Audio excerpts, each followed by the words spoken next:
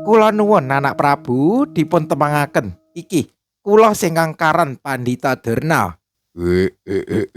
Sampun condang kepracondang.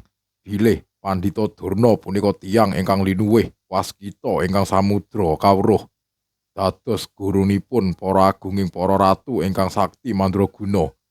Wonten wigatipun napa priyayi agung sowan wonten ing kadhaton kula mriki sinuwun? Pancen aku diutus karo wakile para Sata Kurawa kanggo nglumpukake para ratu cacahe 100. Panjenengan punika badhe nglempakaken para ratu cacahe 100. Punika kanggo punapa sinuwun? Iya pancen bener.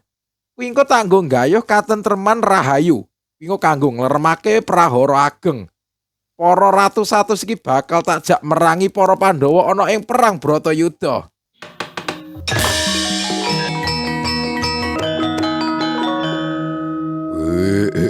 Sendika dawuh Pandhita Durna, nek pancen punika kangge nggayuh katentreman kula nderekaken sinuwun, kula bakal melu mbelani para Sata Kurawa supados perang punika saged enggal dirampungi lan katentreman nika bakal kawujud.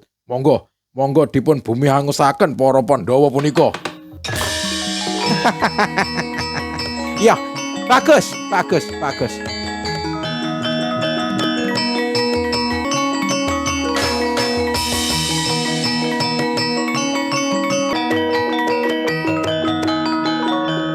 Wah, pancen Ratu Gustimu ki wong ora duwe pikiran agak.